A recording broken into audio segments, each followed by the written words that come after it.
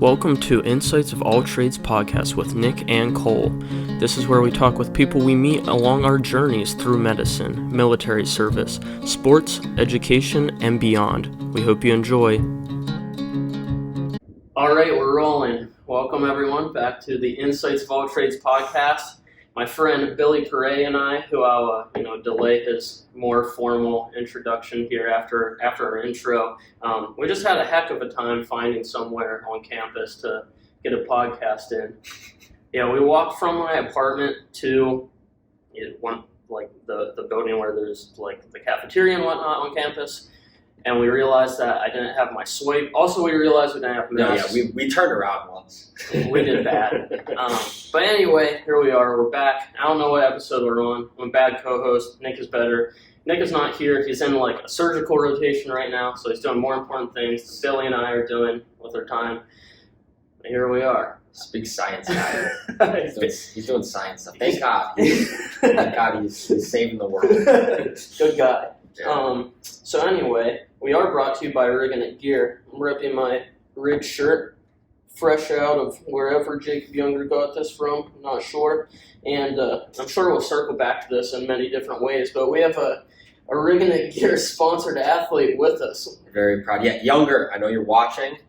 I know you're listening to this right now. This is, even though it's not live, I know you're listening. I want my shirt. That's all I got. This man deserves a shirt. Billy and I were supposed to do, well, we did do an ultra. Young Money promised us some sweet Riggin It shirts, and we didn't have them in time. But that's because he had to pay like some unbelievable fee to get them there in time. But anyway, we'll let it slide. I digress. Anyway, my man, Billy Poray, give me your elevator pitch resume of what Billy Poray does and is all about. If you met a cute girl at Beer Boys in Wilkes-Barre, she's like, "Oh, Billy, what are you all about?" I got this. So I'm going to start off by mentioning I went to law school. No, that's not that important. I'll circle back to that. I wrestled my entire life, which is actually kind of how Cole and I got to know each other. In the Danko's wrestling room. In the Danko's wrestling room. I think we just like the mecca of gyms. Like we're just in the wrestling room at the same time. We're just like we knew through Geiger. Yeah. Through our other buddy that wrestles. He actually is at Wilkes now. I think Cole recruited him. Oh yeah. Over there. But I grew up wrestling my entire life. I went out. I got recruited to school out in Iowa. Wrestled out there for 4 years. Kind of crazy last few years because my life has gone in a million different directions, it seems. But I had the intentions of going to law school through college.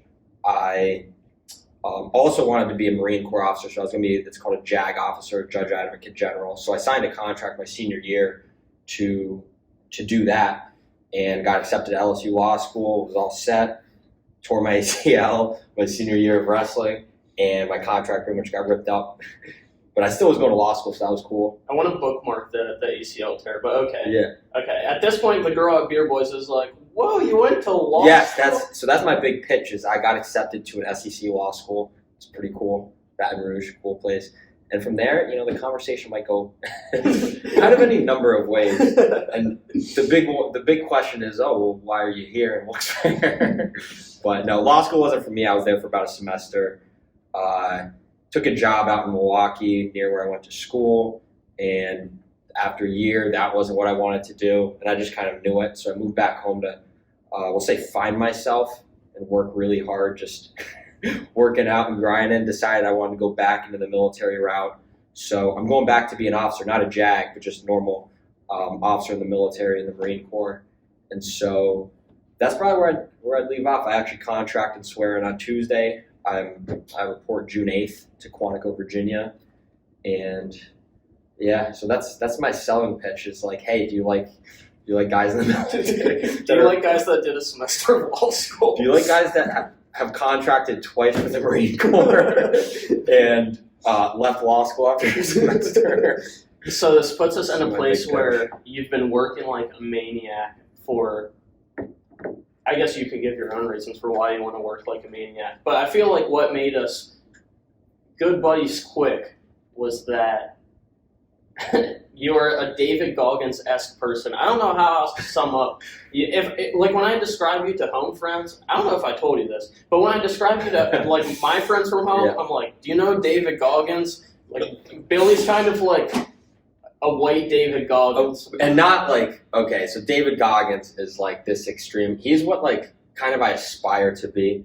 I don't like get too caught up in, I have role models and mentors and like people I want to, idolize, I guess, but like I'm paving my own way and I'm not quite on David Goggins' path. Don't let him fool you. But, for the listener, if you don't know who David Goggins is, he's wild. He's a wild man. It's hard to capture him succinctly, but he was this Navy SEAL dude. To even get into the Navy SEALs, he loses like 100 plus pounds very quickly, goes to the SEALs. He's all about like, hardening the mind, being really mentally tough. Callousing. He wants to callous the mind. And then on the other side of, being a Navy SEAL, he starts doing things like running ultra marathons without training. Every weekend. All the time. For 8 weekends you did it. That's insane. Yeah, he's insane in the head. Anyway, but he's kind of like that. Yeah, he has a book. So 2 books that I've read, and he's read both of them as well, but Jordan Peterson's 12 Rules for Life, I'd say more for like an interior mindset that I've formed, kind of outside of working out, and then Goggins, Can't Hurt Me. Like those are 2 books over the last couple of years I've read that are just like, man, they've really shaped me quite a bit. They've made me rethink a lot of things. So yeah, no, he's the man. They're solid reads. Honestly, if I didn't already fess up, I feel like I did. I read all of Can't Hurt Me like quickly. I read like sporadic chapters of 12 Rules for Life. I don't know why. Just like I haven't read the full book at all. Even with bouncing around, I don't think I read the whole book. Yeah. The cool thing with 12 Rules for Life is you could just pick up any chapter because each chapter is labeled. It's a different rule. It's like a principle. Yeah, and I think it's good to read it, cover to cover, but you don't have to. You definitely don't have to. You could start, they start with the lobster chapter, which is pretty cool, but then they get like you could start chapter 11 and then work your way back, and you're pretty good to go. Right. So the reason I bring up David Goggins as I think of one of the better analogies to describe Billy is because like we met because we're fighting each other at Danko's on the wrestling mat, and like a week from then I was going to hike. I forget what hike I was going to do. It was a 27-mile one. I forget what it was called. Old Loggers Path. There you go. And you were like, oh yeah, just like, was laying in my bed yesterday and decided I need to get tougher, so I signed up for this half marathon, so I have to do that in like a week. I was like, all right. I feel like maybe I'm wrong. This felt like it was in the beginning stages of you being like, I want to be running. Like, yeah. Yeah. So when I circled back, so I moved back from Milwaukee to the Valley, the Wilkes-Barre Valley, about a year and a half ago. And I'd say like 6-7 months I kind of took to just figure it out, like what I wanted to be and what I wanted to do. Just kind of the person, like mostly figure out who I wanted to be as a person, and that involved my career path. After about 6-7 months, I decided, I'm like, you know what? Like I signed a contract to be in the Marine Corps as an officer, and there was something I was really passionate about. And then I kind of just gave up. Like after I tore my ACL, I kind of gave up on it. And so I circled back and I decided I want to do that. So this is going back 6-7 months ago. And part of that is you have a PFT, physical fitness test, and there's a 3-mile timed run. So I'm like, okay, first things first, I got to start running again. And what's the highest score on the PFT? So it's out of 300. So you have a 3-mile run that there's max and minimum scores. So there's 3 parts. There's 3-mile run, pull-ups, and then you could either do crunches or a plank. I always do the plank because I don't know, I like suffering.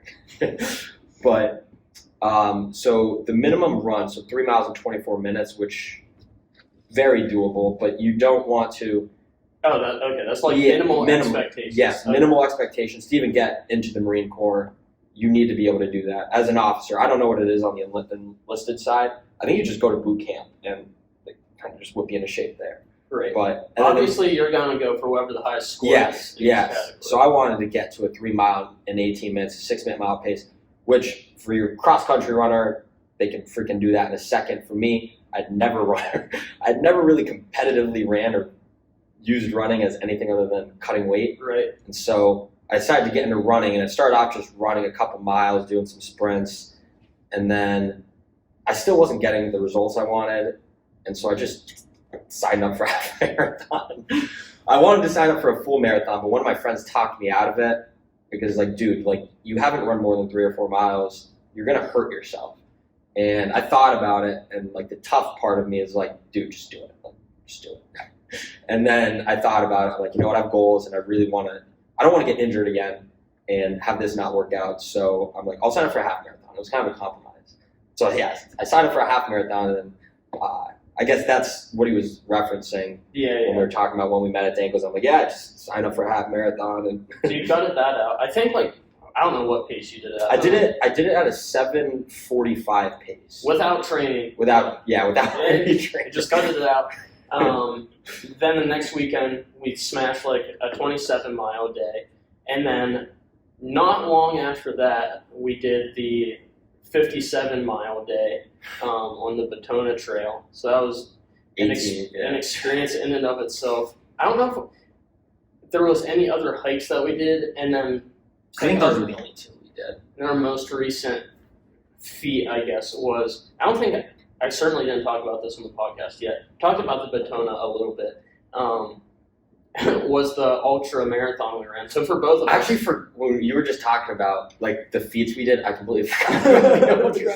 I'm like, no, those are the only we did those 2 hikes. That was it. So very recently, Billy calls me not long after we hiked 57 in a day, like sub 24 hours. We just walked. We made one of our good friends, James Geiger, like hate life for a while. He didn't work out. He did not work out he said he did not work out for a month because he just rethought life. And this is someone who's like, he's a college wrestler. He has like fought in MMA, like legitimately. I don't think he's lost any fights. Yeah, he's a tough dude. Yeah, he's a tough dude. And I wouldn't have invited some random person. I wouldn't even invite some random, like, college athlete to like, oh, you don't hike, let's go hike a 57-mile day. But I knew you were sick in the head, and I thought, I don't want to dismiss Geiger. I love that man. But, I thought he had it in the tank to, like, just gut it out. Yeah. To be fair, he lived and he made it. He did gut it out. He did. He made it through. He finished at, like, the same time as you. That's true. It's kind of true. It's kind of true. There was some experiences where, Geiger would lay down for a little. We had to coax him that it wasn't a good idea to lay down on like a cold November night. This is at like we've been hiking. We started hiking at like 3:30 in the morning, and this is probably at like 9 at night. So this is just nonstop for however, 16, 17 hours. Yeah. And anyway, we coaxed Geiger back to the car. He told us he didn't want anything to do with us again in terms of the long distance hikes. But Billy was all for it. Billy had a good time. I think most of the day, like, our morale was high. It was pretty high. It was pretty high most of the day. I thought we had a good team. There was 5 or 6 of us, and I mean, Geiger was the least experienced, meaning that he had never done a hike before, and then I was the second least experienced, meaning I did that 27-mile day with Cole, and that was it. I knew you would be good just out of the, I don't know, there is some mental edge that wrestling. You just it was refuse. College wrestling. Yeah, it was college wrestling for me then. True. And Geiger's still super mentally tough. And like 99% of the normal population, like Geiger's tougher than. Yeah. But you're in a place where like I knew you were just like I would just go until I died. Like I'm just not going to quit. Cole actually wrote on his forearm that morning. Quitting is dying. Quitting is dying, and that's when I was like, okay, we're in for a long day. Maybe I'm a little sick in the head. I don't know. But not long after that hike, I'm in my apartment, cozy, not thinking about long distance feats. Get a call from Billy, and it's like, hey, I just sent you a link to like an ultra marathon. It's a 6-hour race, and you run a loop that's a trail loop. We'll talk about the conditions of this trail, but you just run as far as you can for 6 hours. They only count the distance for every completed loop, so essentially it goes in 3-mile increments for the 6-hour race. And I was like, sure. You were telling me about the records, and like the year before, I think the record was 37.1 miles. Yeah, so It would have been 37.2 because it was a 5K loop, and so 5K times 12 loops is 37.2. So that was the record. I looked at that. I was just bored. I don't know. By bored, I mean I wanted like another challenge that was just different. Like I didn't want to just go run 37 miles. I wanted to I like the idea of I don't even know the words to put it, but just an obstacle. And this obstacle was it was on a trail and it was just running a 5K loop over and over again for 6 hours. It wasn't like it's a 50-mile race, go run 50 miles and here's your time. It's like they put 6 hours on the clock, you run for 6 hours. I thought that was kind of cool. Yeah, and what was enticing for me, selfishly, was that it seemed like we were in good enough shape, not just physically, but we were sick in the head. Yeah, mentally. That we were for sure going to get top 10. It felt like if we committed to it, we were going to get top 10. And we did. We kind of did, I guess. We ended up tying for 5th. Yeah, we did. We kind of did. Yeah, we kind of took top 10. I don't know. I was so focused on. I really wanted to break the course record. So by the end of it, we'd just done 31, 32 miles, and I was just disappointed. And 31 on. Okay, look, we could have ran way more than 31 on a flat road in 6 hours. Way more. I'd say we could probably do 50. It was. I don't know if I could do 50 in 6 hours, but the trail itself, let's say there was no precipitation that led up to this. The trail itself was still, there's some elevation, there's rocks and roots everywhere. Yeah.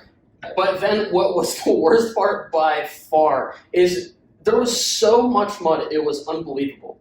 A third, probably, I'd agree. I'd say about a third of the trail was probably mud. And we got to the point where we had done this loop like 10, 11 times. And so we kind of knew what parts were muddy after like 5 or 6 loops. By muddy, we didn't go trudging. Yeah, we didn't expect that either. Like going in, because it was a nice day. It was like mid-30s and we're like, we have great weather. This is going to be good. Meanwhile, we didn't really think, but it rained the previous day. And people had been running on this trail for like 2 or 3 days, and I think that might have had a part in it. Yeah. I don't know. I'm not sure. But there was parts of it where you were just foot deep. Yeah, it wasn't like, what we're calling mud was your whole foot would sink to the height of the top of your shoe into the mud. So that was hard to trudge through. And we still held, a 9:35 to 9:40 pace for the first, 20-ish miles of it, which is semi-respectable if it was running on a flat road, let alone what we were doing was infinitely harder than running on a flat road. Part of it, it was harder, but a part of it for me was like, it wasn't as hard. I don't know if that makes sense, but just the challenge. It does not make sense.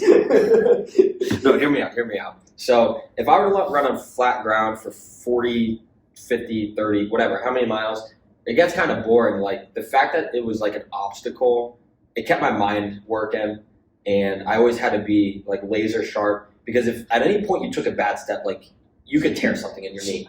I, for one, took a pretty wild tumble. The most impressive, the most athletic thing I've ever seen. It was one of the most athletic things I think I've ever done. We're going down a pretty steep downhill, again, rocks and roots, muddy, like one of the very muddy sections, and we're 13 to 15 miles deep, so it's not fresh legs at this point, and my foot caught a rock, and as soon as I felt my forward momentum getting the best of me, and I knew I was probably going to take a tumble, I didn't try to fight it. Instead, I just did diving forward, rolled downhill, and if I can toot my own horn, it was pretty seamless. Like, I dove, effortless. I covered my head, it was smooth, man. And the crazy thing is that we mentioned like how much mud and how many rocks there were just very unpredictably throughout this trail, and he very easily could have tripped, and when he went to do the forward roll, banged his head off a rock. Like there was no way of knowing that wasn't gonna happen. I like tucked my shoulder and with one hand covered the crown of my head. Didn't lose stride at all. Like, it was awesome. Did not break stride. He came out of this roll maybe even ahead of me as I was jogging. It might have propelled him forward. It's probably the most, second to taking runner-up in the 4th grade spelling bee, it's probably the most impressive thing I've ever done. Which is arguably also very athletic, mentally training. Yeah, you gotta be endurance for that. you got to sit.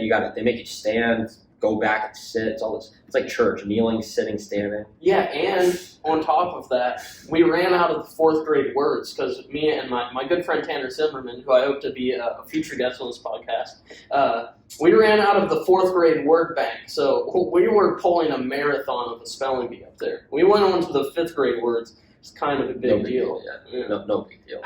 Anyway, on that trail, that was one of the bigger events, was the tumble. And then from start to finish, for me, I don't know if I thought of it in the exact same way as like the obstacle made it easier. I thought it was laughable how bad the conditions were. What we were doing was just so insane to me that it was funny, and it kept me like...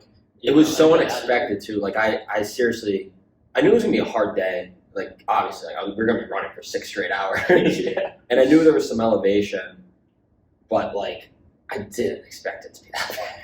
I didn't expect it to be that bad either. I didn't. I know you did a good job at being, I don't know the right way to word this. You didn't oscillate too much. There weren't super high highs and there weren't super low lows. Yeah. For me, there was semi-high highs, and from hours 3 to hours 4.5 in, there was some low lows for sure. Especially just mentally, it wasn't even how taxed my body was.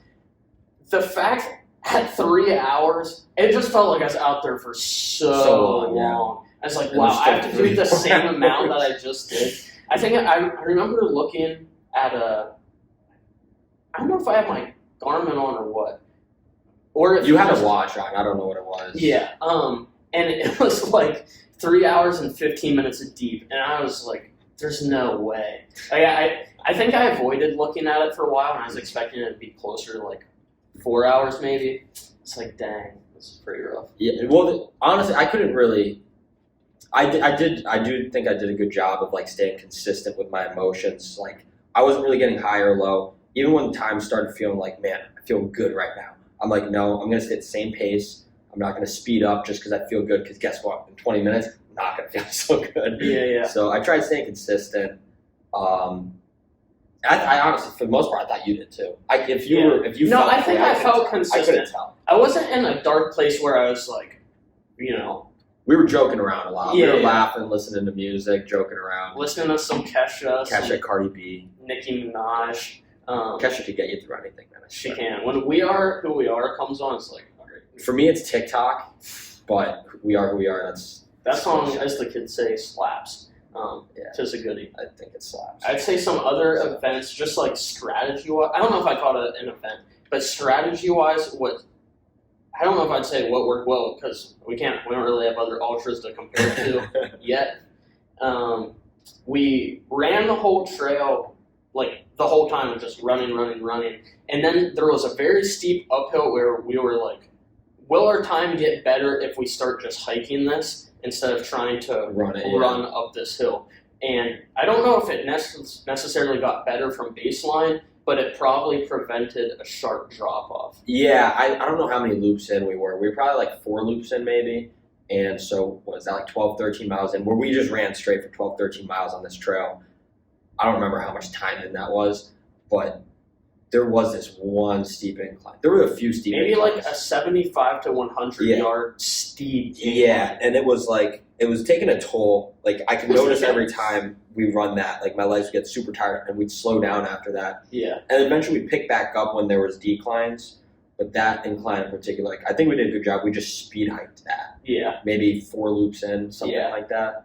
And I think that overall helped us, because I noticed a difference even that one loop after we speed hiked that, and I really don't think we slowed down that much from doing that. No, I don't think so. Yeah, so there was some strategy involved. Yeah, reading our brains. We were like together for it almost the whole time, and then when Billy started to, I think you were just feeling a little fresher than I was slightly more ambitious. Maybe, I don't know. And you were like, again, as I alluded to earlier, they only count every finished 3 mile. Yeah, and I knew I was in a place where I was guaranteed going to get 31. Which was like our minimum. That was our minimum goal. Is like we wanted 31, right? And then I thought I could get as high as 40. Like I really believed I could finish 13 loops, which would be breaking the record by an entire loop. I really thought going in, and I think if the trail conditions were better, maybe. Right. It's easy to make excuses now. nonetheless, when we had, I don't know, maybe we're like 25 to 26 miles deep. I can't exactly remember. Maybe a little further in. I was like, if you want to go ahead at any point in time to like finish another loop, like take off without me. And around, I don't know, 27 miles in, you started separating the gap, going to see if you could hit, at that point, 34. Yeah, I really wanted to hit 34. I thought I could too, and I died trying. I think the way it turned out was you finished the 31 like 10 to 15 minutes before me. Yeah, it wasn't very long before you. I think I finished my 10th loop, which would be 31 miles, and I had like 20 minutes left. And we hadn't finished any loop in under like 30 minutes. And when I saw that I had less than 20 minutes left to try and finish this next loop, I kind of just knew. I looked at Younger, who was our support. Shout out Riggin It Gear. Yeah. He's our supporting. Younger was chilling, just giving us Pedialyte and granola bars the whole time. He's a good coach and dad and founder of Riggin It Gear. Yeah, and when I saw I had 20 minutes left, and I just looked at him, and I'm like, dude, I can't. There's no way. And I kept running because I'm like, listen, I signed up for 6 hours of running. I'm not going to stop. So I think I did like 32 miles because I kind of just from there. I just did another mile just because I don't know. Didn't want to quit before the 6 hours. Yeah. I think I had roughly 9 minutes left. Yeah, so you weren't far behind. Finished the 31, and then I was like, all right, I'm just gonna keep walking until the timer's up. But there's like no shot that you're gonna get another loop. Yeah. I wasn't about to hit three. It was 10 minutes. Yeah. I don't think that could be done that's never been done on flat ground. Like breaking a 4-minute mile was like a big deal whenever that happened for the first time. Yeah, so I didn't send it for the next loop. I kept walking past the finish line. I was like, I guess I'll just walk now until I'm done. Anyway, how do you think you felt food and drink wise for the hike?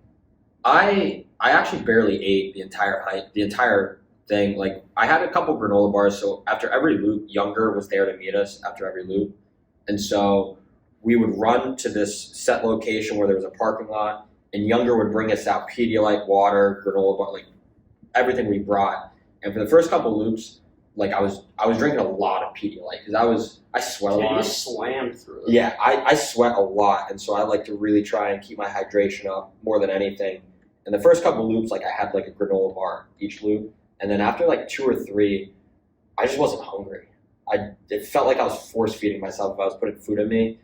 And hindsight's 20/20, but maybe I should have been force feeding myself. I don't think it had a negative impact, but yeah, after like 2 or 3 loops, I stopped eating. And I don't think for the next 5 hours, 4.5, 5 hours, I didn't eat anything. That's crazy. I didn't know that. It was just a lot of, you can ask Younger. I would slam Pedialyte. I probably was putting like 1.5 pounds of Pedialyte in me. That's crazy. I didn't realize that because every time I came through, I was grabbing one of those Nature Valley biscuits. Yeah, I stopped.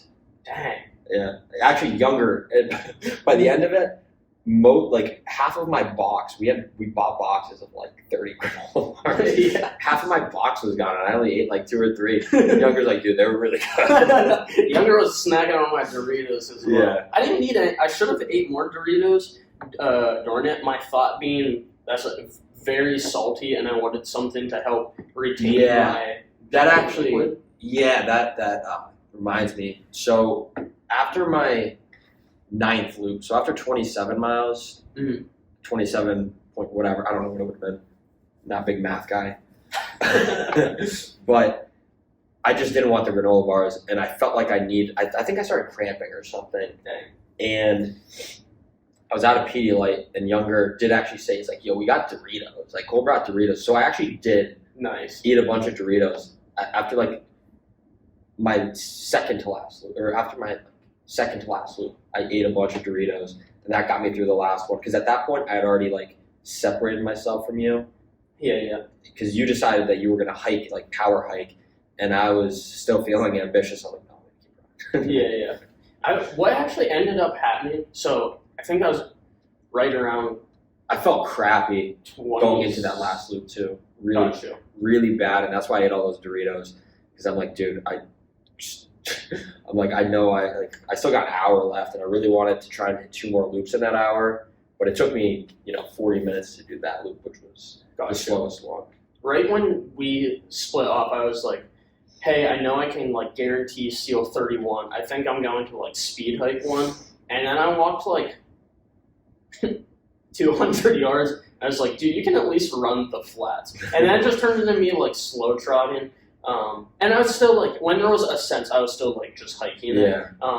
But I think that's why I finished closer to you than if I just like full hiked one, because I just ended up the inclines in the flats. I got to a point where the inclines I had to walk to because I just didn't have it in me to run. Yeah. So there was probably those last 2 loops that we did separate from each other. Mm-hmm. I'd say most of the inclines I was power hiking to. Gotcha. So we probably weren't running much of a different pace, to be honest. I might have just been going a little bit fast. I was 10 minutes ahead of you, so it wasn't really that much of a difference. Did you get any like visuals from dehydration while you're running? I never felt dehydrated. Dude, I felt good. I'm fairly certain I told you about this. I had like a legitimate hallucination during my last loop. Did I tell you about this? You mentioned that you felt like you were hallucinating. Oh no, one without a doubt was hallucinating. So normally, for the people that aren't usually putting themselves in bad positions, I've been in positions before where I started to hallucinate from hiking,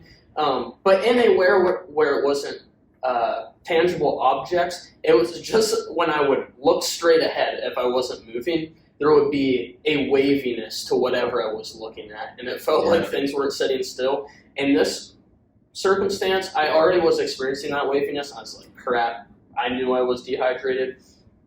And then, this is after we separated. It's my very last loop. On the side of the trail, there's a log that was sawed in half, and it was pointing at the trail in a way where I was looking at it straight on, as in like I was looking at the part of the log that was sawed in half. And somehow, some way, when I like glanced up in my dehydrated, tired state, I immediately saw like a wolf bearing its fangs, like a huge wolf. Like, I mean, I don't know. You didn't say that. You didn't tell me this. I don't know if wolf is the right term. Like a wolverine. I don't know. Species. It was like a fictional wolf that was, 1,000 pounds. And it was bearing its fangs on the side of the trail. And in my head, I didn't stop, but I thought it was real for just the quickest millisecond. I was like, oh, I'm going to die now. And this is the end. And I was like, oh no, that was just a little, free hallucination brought to you by dehydration. And then I kept running, and I didn't get murdered by a wolf, so that was cool. Yeah, no, I've never hallucinated in my life of anything. Definitely not dehydration. And there were no wolves on that trail. I can confirm there were definitely no fictional or non-fictional wolves on the trail. That was wild. And then probably my favorite part of the day was when we went to IHOP afterwards and we ate We smashed food. A disgusting amount. I'm probably put first of all, we probably burned like 7,000 calories that day, and I put easily half of that right back into me at IHOP after. I remember as soon as we got there, I got like a chocolate milk. I saw your milkshake that you ordered, and I was like, all right, I have to get a milkshake too. That was so good. I slammed both of those before we got food, and then I got 4 pancakes with like blueberries and. I don't even remember what I got. I know I got that milkshake. I think it was so good. It was. And then I feel like I got a lunch and a breakfast. I think I got 2 meals, or like an appetizer. I can't remember. I think I got like mozzarella sticks. That's crazy. Maybe. Town. Dang. And then we had to drive home like 2 hours after destroying ourselves. Yeah. Luckily I didn't like have any close calls of falling asleep or anything. I was okay. Yeah, I didn't feel tired at all. I had a good night of sleep going in. We were prepared, as prepared as we could have been without knowing that the trail was going to be muddy. Yeah. So I didn't feel tired at all. Yeah. I felt good. When we showed up the morning of, I was like, I'm ready to do some damage to my body. I wanted to win it I was set on winning it. Yeah. I was 100% set on winning it. The only thing that sucked is before we got started, we were kind of standing around for like a half hour because we said we were going to start 10:30 to 4:30 or 10 to 4, whatever it was.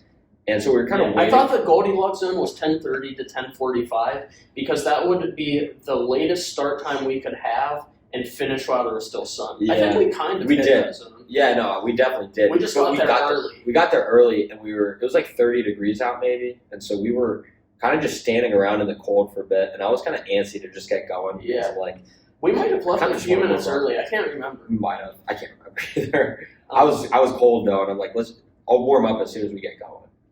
And I did, sure enough. I wasn't cold again for the rest of the day. So now we have our first ultra under our belt. I think the next thing on our queue is going to be the David Goggins 4x4x48. So Goggins, who we were talking about earlier, has created this challenge, if you will. It's not an official race or anything like that, but for every 4 hours, for 48 hours, you run 4 miles. And the point is not to you end up doing the cumulative 48 miles. The point isn't to do that straight. You're supposed to run like 4 miles, stop until the next 4-hour interval begins, and it disrupts your sleep and your life. Yeah, everything else about your day. Yeah. Which I think is definitely harder. Because you can do it on flat ground, you can do it wherever you want. It's kind of all virtual, regardless of COVID. Like, you're supposed to just do it on your own. Right. And I think you're supposed to submit your results, or I don't actually really know. I haven't looked that much into it, but it would be easier to just go run 48 miles. After we did that ultra, there was no doubt in my mind. Like, if we wanted to go run 48 straight miles, we could. Yeah. We did it more than 48 in a day. We did. Which I think would be easier than what this is going to be. Run 4 miles, okay, stop. And then you got about 3.5 hours till you got to go again. Figure 4 miles takes about 30 minutes, maybe a little more. And then you got to stop. You got like 3.5 hours. So what are you going to do? Yeah. You got work to do. You got sleep to get. Like, are you going to shower every single time? Like, I don't know if I'm going to shower every single time. I won't shower every single time. Especially like that's a lot of showering. Yeah, I don't know. That'd be 12. Yeah, that's way too much. Whenever I'm committed to sleeping in my bed for an hour or probably shower then. Yeah, that'd be a good call. Dang, what was I going to say? Something like, I guess we're going to start at 8 p.m. just because that's when everyone's going to be doing the challenge. So the increments that we're going to be doing will be 8 p.m., midnight, 4 a.m., at 8 a.m., noon, 4 p.m. 4 and then back to 8. Yeah, through the mean streets of Wilkes-Barre. Yeah, so we're gonna have a little crew that we're anticipating and running out of my little Wilkes-Barre apartment, which will be a hoot, but it's gonna be a lot of fun. I really think it's gonna be a good time. Like, it'll kind of suck, but it'll be fun. It'll be something. It'll be something running through the streets of Wilkes-Barre, not known as the safest place on earth. At 4 a.m. The midnight one might sketch me out more. No, you're right, because 4 a.m., some people get up and run at like 5. Like, I sometimes get up and run at 5. 4 is not really that much different. Right. You're right. Midnight is probably that's when, that's a more some of the shady characters might be out meandering at midnight. And it's like, I live off campus. You might be not too surprised to find out that Wilkes University is not a huge college campus. So we run a couple blocks and then we're already past Wilkes. Then we're just running through Wilkes-Barre. So, I don't know. I think it'll be all right. I mean, we'll have a group of 5 or 6 of us. We'll have headlights. I'm not actually the least bit worried about it. It is kind of funny, though, to think that we're going to be running at midnight. Yeah. I do live right beside a gas station, notoriously known as the Stab and Grab. Is that really what that's called? That one? I've always the Sunoco. The Sunoco, yeah. I've always called it the Stab. I mean, like when I came to Wilkes at the freshman orientation, they were like, "All right, guys, you might have heard of the Stab and Grab. Don't go there." I go there almost on the daily. Yeah, I probably would too. It's right down the road. It's so convenient. It's a hop, skip, not even a hop, skip. A mere hop. Yeah, at most. Funny thing about that. So today, when a few of the Marine Corps candidates and myself were running through Wilkes-Barre, the one girl, she was out drinking last night, and I don't think she was feeling the greatest. We went to the Stab and Grab because she's like, I gotta eat. We were half a mile away from it, and she's like, is there a gas station nearby? I really have to use the bathroom.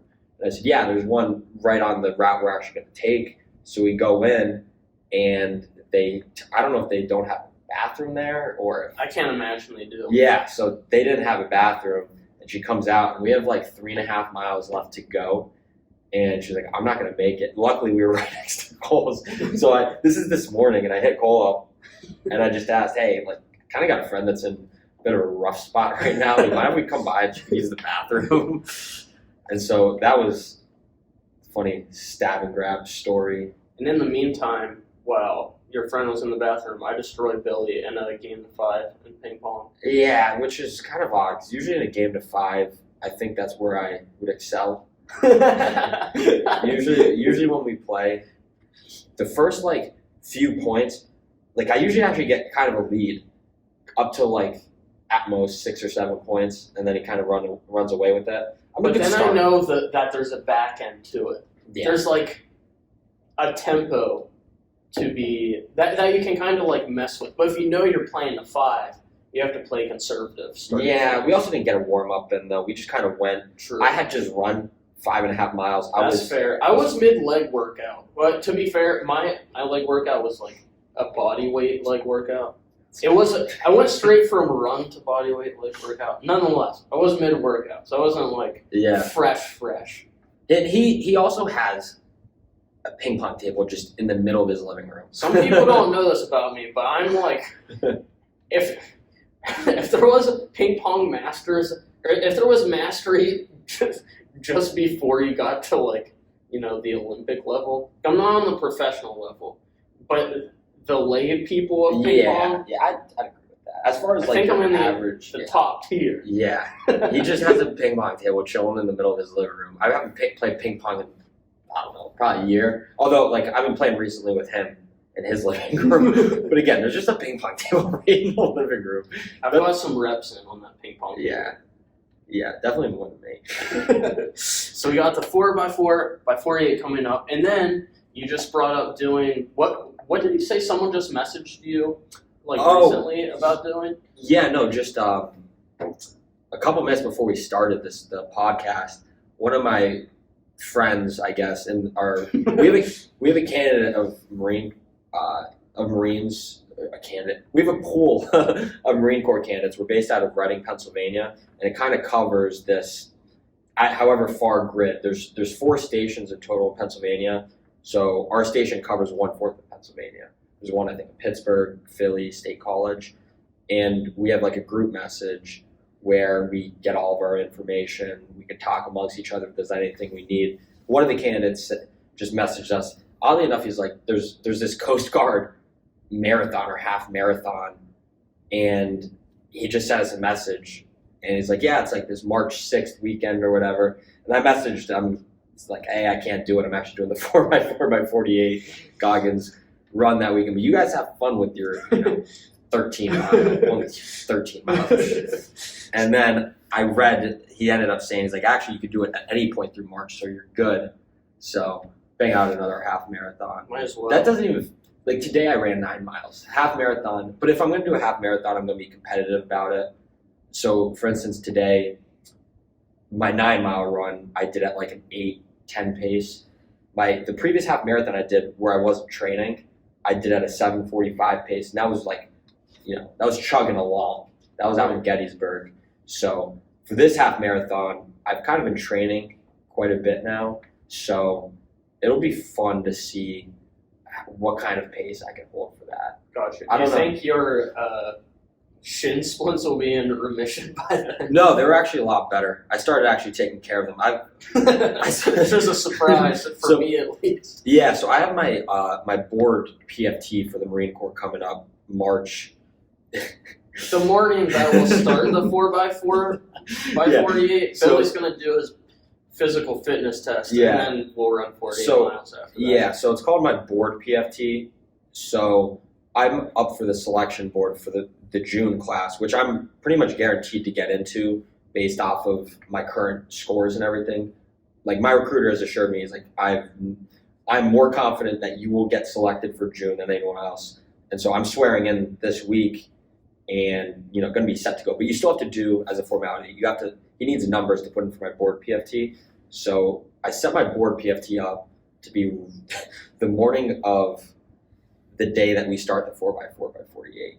And so I've been training. I really want to try to get that 3 miles in 18 minutes. So my cousin, she's a cross-country runner for the University of Tampa, really, really fast runner, knows good form, taught me technique, has workouts, knows how to make you faster other than just, hey, go out for a 3-mile run. So she has me on a program that I started about 2 weeks ago where I'm putting 40 to 50 miles in a week and running strategically, not just like, hoorah, I'm going to go run really hard and get really fast. So I started getting shin splints like a week ago just from going from running casually, however I was running, to 40, 50 miles a week. Yeah. But one of my friends actually helped me out with that. I went and got like compression sleeves that go over your shins. They're helping.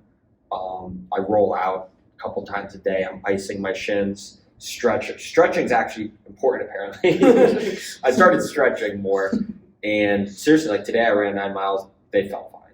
Gotcha. Everything felt good. So I'm just going to keep, maybe for good now, I'm just going to keep stretching and rolling down and doing tactic. Yeah, and wrestling also. I've also been wrestling. Like sometimes I'll get on the mat with Cole. I coach a high school wrestling team and a junior high wrestling team, so I get on the mat with them. I help out a couple other kids. And sometimes I just do it for fun. And that doesn't help my shins out either because you don't even realize it, but you are hitting your shins a lot when you're wrestling, whether it's somebody shooting on you, taking you down, you get to the mat, However, things get banged up. Yeah, so my shins were in really rough shape a week ago, but I took a couple days where I just did like 5-6 miles on the elliptical when I was supposed to do 5-6 miles on the road, and rested them that way.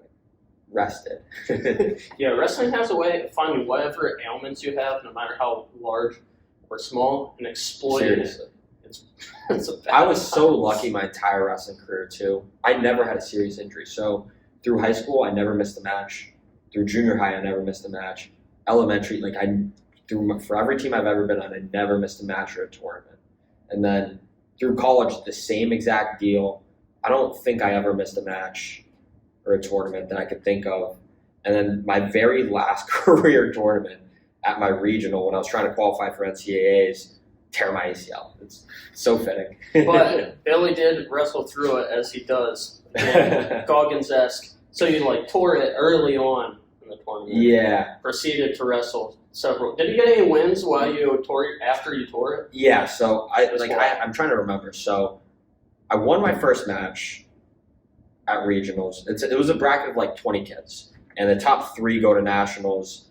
I was seeded 4th or 5th. I took a couple losses. It was weird. So with our regional, I was ranked 10th or 11th in the nation, and there was 5 or 6 regionals. But our regional at my weight in particular was just, Billy wrestled out in Iowa. Yeah, so yeah. there is that. It was tough, and so there were 4 or 5 of us ranked in the top 10, top 12 in the country at the time, and I lost my second match. I think I won a match, and then I lost, and in that loss, I tore my ACL. I actually didn't realize I tore it. I was wrestling on a sprained LCL, and coming into the tournament. Yeah, most of the season I was wrestling on a sprained LCL, and I was constantly wrestling, so it never really healed. I was just wearing a brace, but my brace broke in that first match. And then, so I wrestled the next match. I didn't have another brace, so I wrestled that next match without a brace. It wasn't even a big, when your adrenaline's rushing, I actually told my trainer ahead of time, I'm like, I really don't think I need this brace. And she was like, no, you should wear it, whatever. So I was wearing it, it broke, and then I'm like, hey, don't have to wear this. She was like, whatever. I'm like, I got you. And that loss, at the end of the match, I tore my ACL, and I didn't know it. I felt this pain, but I just thought it was my LCL. But it clipped, and it hurt really bad. I hobbled off the mat. My coach's, he's in my face. He's like, hey, you can't be looking like a pussy coming off the mat. You just lost. And he's in my face saying that, so I put my tough face on, walked off the mat like I wasn't in pain. And then, so then I won 3 straight matches. So I went to the backside, and I won 3 or 4 straight matches where it was torn. It was definitely, I know for sure it was that moment I tore it. I didn't know it at the time. I just knew it hurt. Yeah. I'd never torn anything in my knee before, so I didn't know what it felt like. But I won 3 or 4 straight matches. I beat the 2nd seed kid that took 3rd at nationals the next year. It was huge. It was actually a pretty big upset, and that kid was probably supposed to win our regional, but he got upset in the winner's side, which was kind of good for me because I caught him right off a loss. Best time to beat somebody in wrestling who might be better than you or a higher seed, Right. I think is to catch them right off the loss. That's when their mind's kind of all out there, a little messed up. And we had a crazy double or triple overtime match where I won. Got into the third place match. The same kid that beat me on the front side, who tore my ACL, who we did find a brace for me at this point because my knee was hurting so bad. So I had a brace back on, and then I lost to that same kid for third. But yeah, I ended up winning 3 or 4 matches with it torn. Again, still didn't know it was torn. The next morning, I'm all bummed out. Obviously, my wrestling career is over. I didn't accomplish my goals that I set out from the time I was a freshman. I'm already bummed out. I get out of bed and I just like collapsed. I'm like, well, I can't walk. Yeah. There's so many things I want to derail on here. One is I kind of did just unpack like that. One is like the endings of wrestling careers. I mean, I'm sure it's the way for like every college athlete or like. Not wrestling especially. I just want to cut you off for a second. Wrestling specifically, and I've had this pointed out to me. Very few people end their wrestling careers the way they want to. You almost always go out on a loss, even at the highest level. Yeah. Whether it's Division I, Olympics, and I hear Chael Sonnen talk about this with MMA as well. You're not. He always talks. And I guess Khabib is kind of an anomaly in this sense. Yeah, I mean, he could for sure come back. Everybody leaves MMA. I think martial arts and wrestling, just about everybody leaves on a loss. Yeah. Almost everybody. Like, very rarely do you leave, all high and mighty, sailing into paradise. Yeah, especially wrestling, high school and college. The only way you don't finish on a loss, the only way you don't finish your college career on a loss is if you win NCAAs, if you take 3rd, 5th, or 7th. And even if you take 3rd, 5th, or 7th, you probably didn't reach the goal. You didn't, yeah, exactly. Yeah. So that's the only way you finish your career on a win. Right. The other 120 kids, say there's 125 Division III schools in wrestling, the other 120 finished on a loss. So it's not out of the ordinary that you finish. Right. And I would say on top of that, within wrestling, not just at the college level and I'm not on the Olympic and world scale, but I would imagine not, only there either. Even at the high school level, especially in places like, obviously we can only speak for Pennsylvania, which I think is pretty broadly accepted as the apex of high school wrestling. Yeah, with the other side of the argument would be people would also put like New Jersey, Iowa, California in the mix. Those people would be wrong. Wrong. I don't care if you're from Jersey. You're wrong. Look at a heat map of NCAA All-Americans. PA. They're from PA. Look at the number 1 team in the country right now, Iowa. Guess what? 5 of their starters are from Pennsylvania. Yeah. It's not a mistake. Right.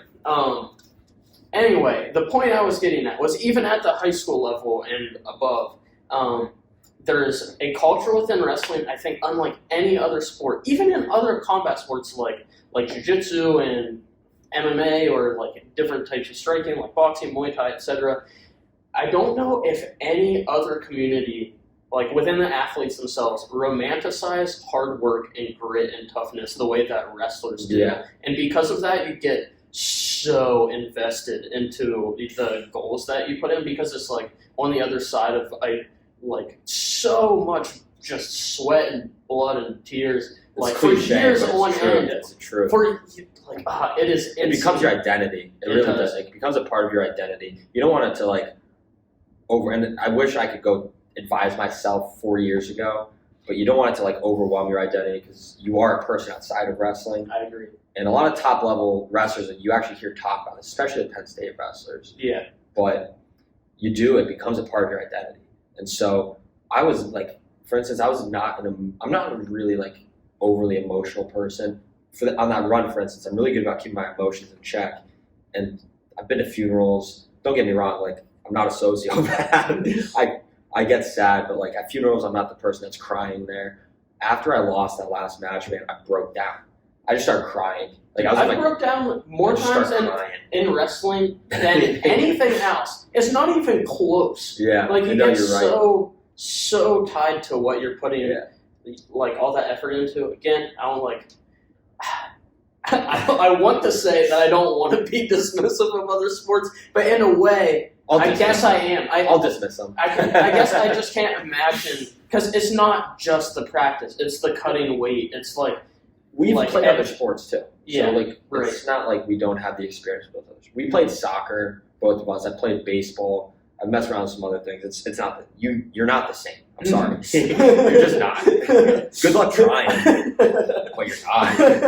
It is. I don't know. It's weird. So that's one thing I thought about. The other thing I thought about, I guess this sort of just echoes the toughness within wrestling, but again, more than any other sport that I can think of, you don't hear a lot of stories of like, oh, he was playing on like a torn ACL or blah blah blah. Yeah. And all the time in wrestling, it's like, oh, it happens. Yeah, Yanni like wins NCAAs with a torn ACL. I think a couple of the Iowa wrestlers right now tore their ACL. Spencer Lee and Alex Marinelli, I am convinced, tore their ACL. I actually think it's not only. I think it's like public knowledge. They've been wrestling on torn ACLs for a couple of years. I think. Yeah, because Spencer Lee because the surgery is like a year-long process of recovery. It sucked. The recovery for an ACL surgery was way worse than actually tearing it. Way worse. Great. And though one of the people we're talking about right now, for the non-wrestling fans, Spencer Lee, 125-pounder at Iowa, like multi-time national champ, probably number one not only at 125 but in every weight class, in my opinion. Yeah, I don't know if that's officially pound for pound. I think it's Flow Wrestling has it ranked number one. Right. So, dude's an animal. PA kid, by the way. PA kid, and while he was in high school in PA, he was wrestling for like months on end on torn ACL. Anyway, I feel like these stories coming up like nonstop, and we're kind of like hand selecting people that are at the top of wrestling. Yeah. But it happens all the time. On all levels. Yeah. Like I did it on a high level as far as like the skill of Division III wrestling goes. So, and it wasn't out of the ordinary. Yeah, happened with my friend Rack. He wasn't quitting mid-match. That happened to my friend Derek. Derek Bites qualified for nationals with like a tore PCO, I think. Yeah, a maniac. This is actually funny. So after I took fourth at regionals, obviously I think I mentioned top three go to nationals from there. All three of those guys that finished ahead of me were all Americans at NCAAs, and I'm devastated. Obviously, I find out that I ended up getting an MRI a couple days later. Find out I tore it. And so my wrestling career is over. My coach texts me and he goes, hey, the kid that took second, he's been having some injury problems. I think you should train through the next 2 weeks for NCAAs. I don't think I told you this, but he's like, so I'm heartbroken. I'm absolutely heartbroken. I find out I tear my ACL. My military contract's ripped up. Just everything that I had planned was just gone. Like you can imagine the roller coaster of emotions that were going on for me. And my coach texts me, I really think you should be training these next 2 weeks. And my knee's blown up. It's in terrible shape. And he's saying if someone else has an injury and can't compete, you need to be ready. Meanwhile, I have an injury that's probably worse than any injury any of them were going to sustain. And I think I told him, I'm like, dude, I can't run. And it hurts. It hurt really bad after that. I tried wrestling a couple of days. I ended up just going and swimming for 3 or 4 days straight until we got final word of everybody was set to go wrestle. Gotcha. And part of it that didn't help was my coach actually wrestled Division III back in the day. He took third at nationals. The year he took third at nationals, he took fourth at his regional and went to nationals as an alternate. That's crazy. And so that was so fixed in his head. And I know he went to nationals as an alternate. I don't know for sure if that was the year he took third. He might have qualified 1 year, been an All-American or not placed, and I think that's the case. But he did go to nationals as an alternate, taking fourth because someone was injured. So I don't think he had a torn ACL when he was an alternate. But so that's just like the mindset though of what you were saying of wrestlers. My coach expected me to train for 2 weeks with a torn ACL when if I'm putting into percentage the chances I would go and wrestle at NCAAs at this point, it's like less than 1%. Probably less than 1%. Yeah. So that what you were alluding to with the mindset of just wrestling through injuries, whatever.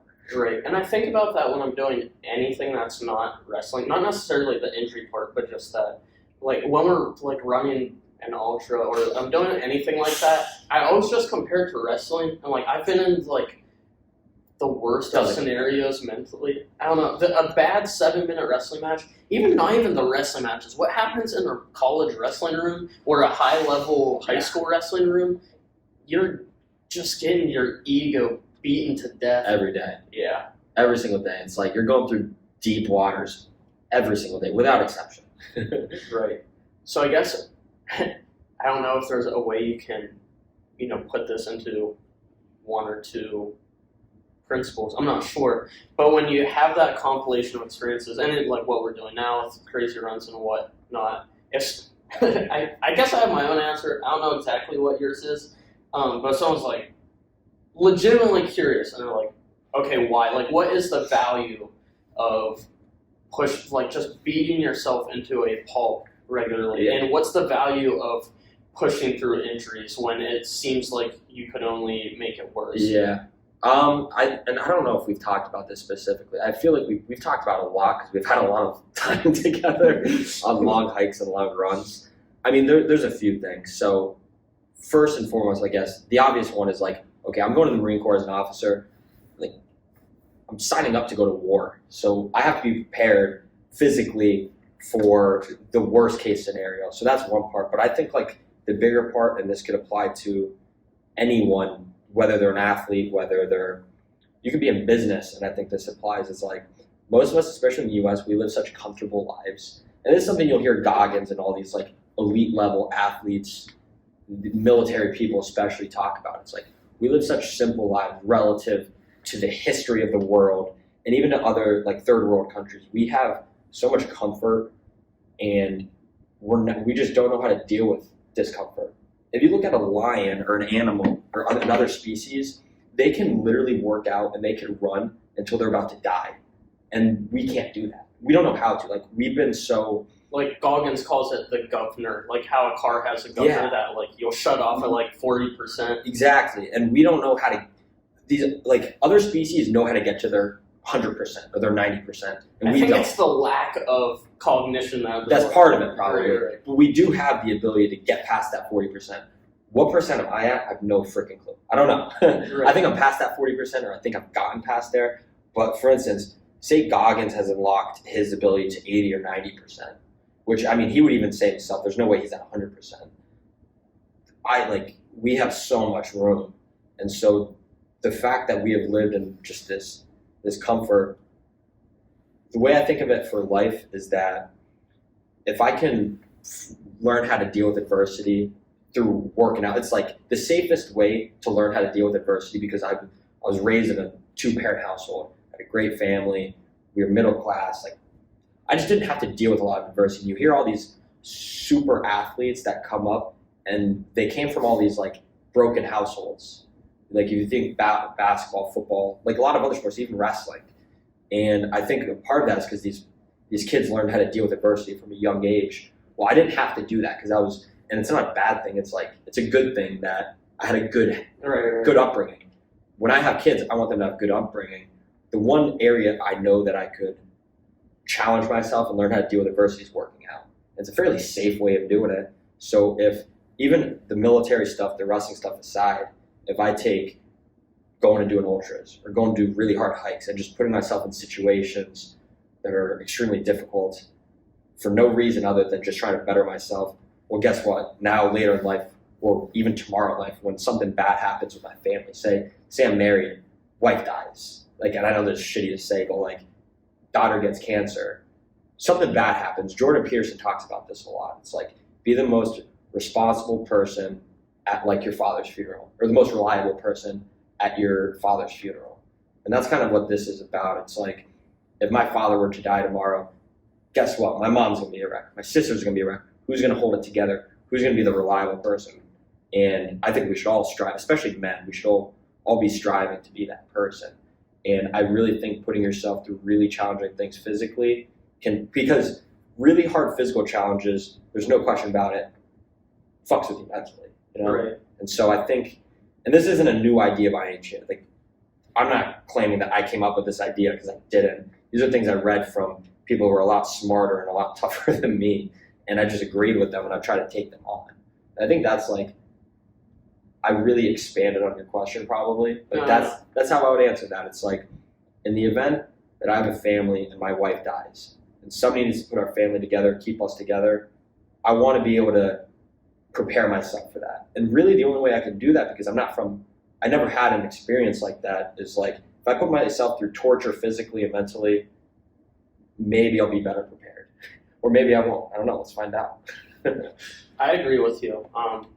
The spin that I would put on it, I guess, is that I think the story that we tell ourselves is very important, and whatever story we have about ourselves, my story of who Cole Walters is and your story of who Billy Poray is, has less to do about what what we tell others we are about and whatnot, but it's more to do with like the decisions we make every single day. So if you repeatedly make decisions to go do ridiculously hard things, you reinforce the self-narrative that you are a person that does and overcomes hard things. And if you continuously put yourself in situations where you get kicked in the teeth and you smile and you run that thing over, then when life does that, when external circumstances does that to you, you're like, I've been here, and of course, in its own unique way. Like if we're talking about physical exercise, it's a lot different than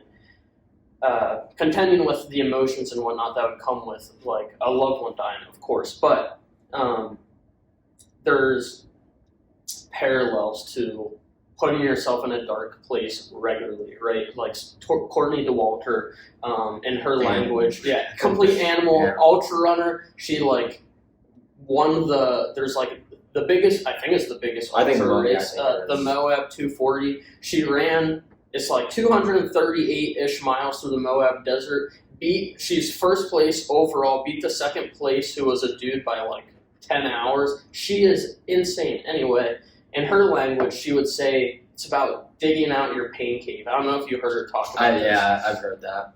She's like, you're chiseling out your pain cave. Every time you get to your breaking point, and again, obviously the more you say, like with you right now, running a lot, like what might have been, let me reword this, running 5 miles a couple years ago or however many years ago, that might have been like putting you in a dark place. But right now, running 5 miles is like, because you like, that's such a comfortable place for you now. And now you have to like go crazy hard just to chisel out the pain cave a little bit, like deeper in. Or even if you go to a place you're going at regularly, say like 13-mile runs or whatever, now you're like chiseling the pain cave wider. So now it's like you keep visiting that place regularly, it gets very comfortable.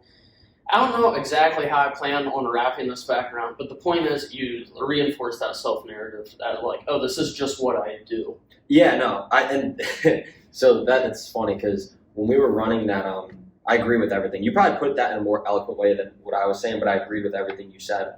And like him saying, this is just what I do. When we were running that ultra, one thing I said, and that actually eased my mind, and maybe it wouldn't ease a lot of people's minds, but for me it did, is I knew that it was going to be 6 hours of running, and no matter what, for that next 6 hours, like, that's just the way life was going to be. And that's something I said multiple times, is I'm like, hey, we're starting at 10:30 until 4:30, Cole, this is just the way life is.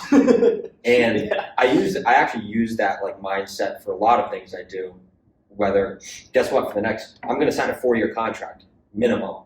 I think I'd like to serve longer than that. We'll see what happens. Listen, everybody's, I told God about my plan once and he laughed. Pretty much every plan I've ever had, God's just laughed at me, which, kudos to him. I hope he's having a kick up there. But yeah, like, so for the next 4 years, I'm going to be doing this kind of stuff, and that's just the way life's going to be. And you could either complain, bitch and moan about it, or you could accept it. And I choose to accept it. I just choose to accept that and try to make the most of it. Keep a good attitude, because nobody wants to be around the guy or the person that's just a downer and negative and always complaining about stuff. I hate it. Like, if you're gonna do hard things, just do them and joke around about them. But if you're actually like negative and down and just in the dumps about it, like, just go home. For me, there's certainly some cowboy temperament or rock and roll temperament that comes out when we're doing those things. I'm like, let's go till I die, whatever.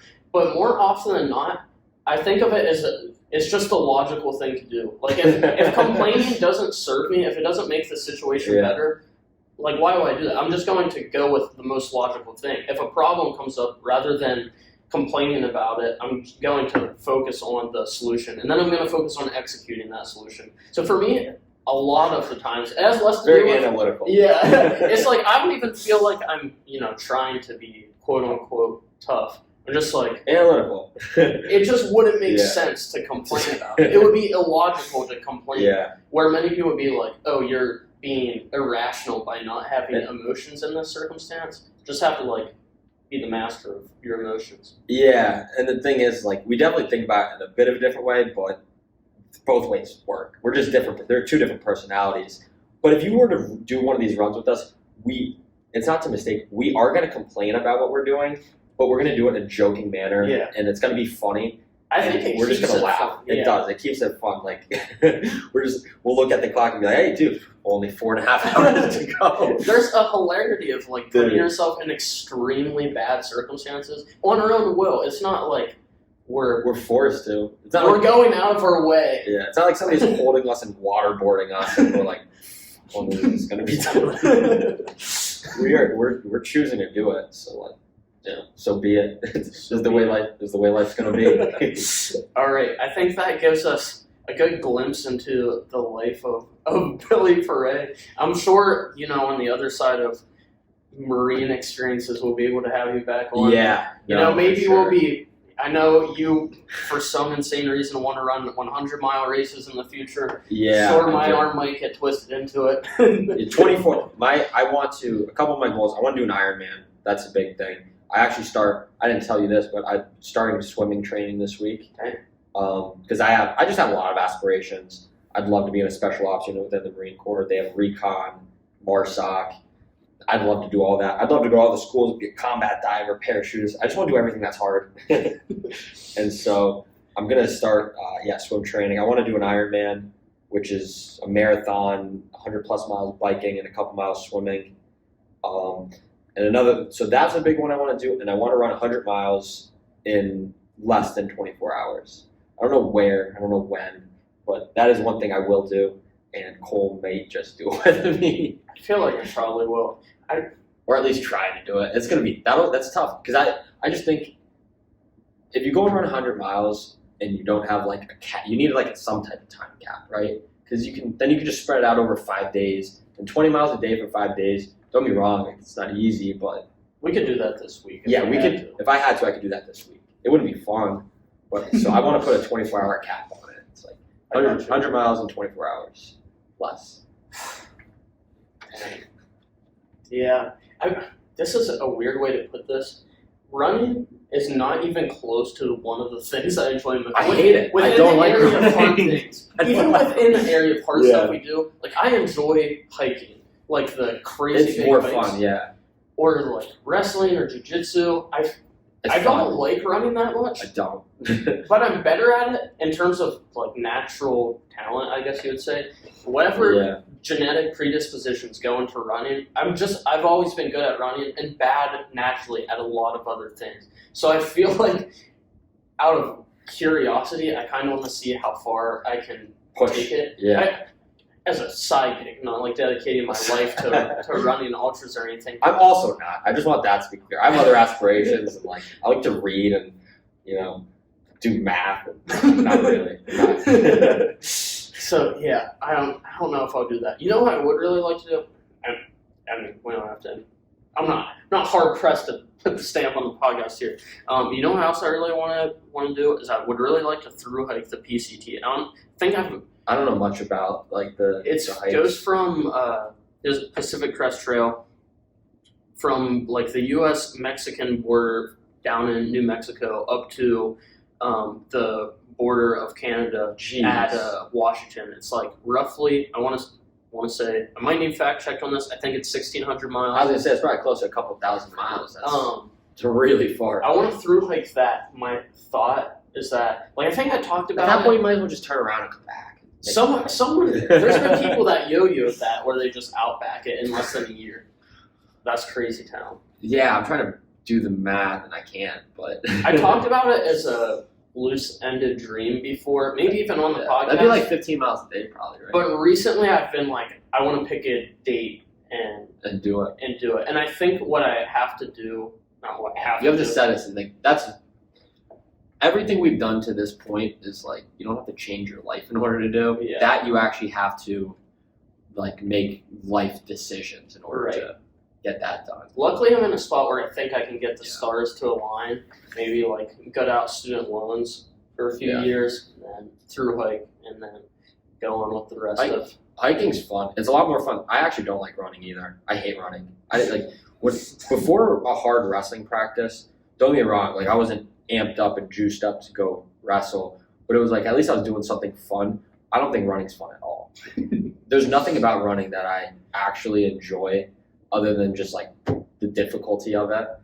But it's boring to me, and that's why I like. Okay, the 4x4x48. It's something different. That trail we did. It's just something different. Those hikes we do, it's something different. It's not just like when you just say like just run. I don't know. Road run, yeah. It's kind of boring to me. I do it and I do it fairly well. I'm not sure naturally if I'm good at it or not. I'm probably not bad. I don't think you're bad. Anyway, where can people find you if they want to follow the wild adventures of Billy Poray? I've never done this. Let's see. I actually recently got off a lot of social media. I deleted my Twitter. I deleted my Facebook. Like totally deactivated or just deactivated? Yep, totally deactivated. Deactivated TikTok. You had a TikTok. I had a TikTok. I think I only ever made one TikTok.